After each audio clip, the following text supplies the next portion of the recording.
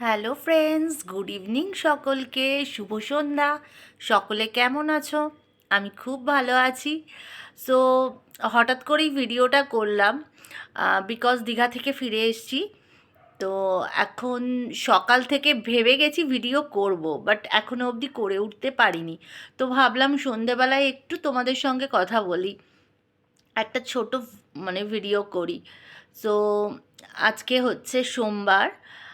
সকালবেলা মন্দিরে গিয়েছিলাম পুজো দিতে, তো তখন ভেবেছিলাম যে আপনাদের সঙ্গে ভিডিওটা শেয়ার করব আমাদের মন্দিরের।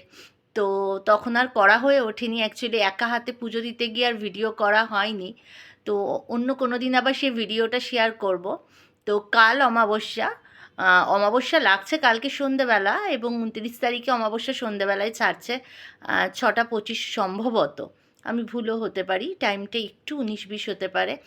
তো সেই জন্য আমাদের মন্দিরের মা কালীকে অমাবস্যার আগেই শাড়ি পরিয়ে দেওয়া হয়, কারণ তারপর আমাদের আবার ঘট স্থাপন করা হয় অমাবস্যায়।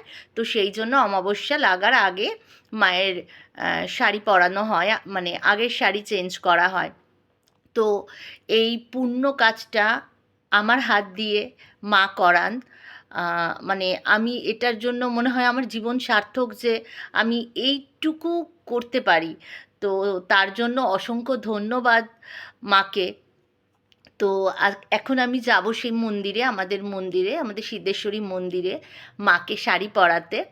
তো মন্দিরে আমাদের ঠাকুরমশাই কাকু পুজো শেষ করলে তারপরে আমি গিয়ে মাকে সাজাবো, মাকে শাড়ি পরাবো, এবং কালকে আমাদের অমাবস্যা পুজো। তো আমি চেষ্টা করব কালকে মায়ের পুজোর সময় আপনাদের সঙ্গে শেয়ার করার মায়ের সেই অপরূপ রূপ। কি সুন্দর লাগে সে আরতি।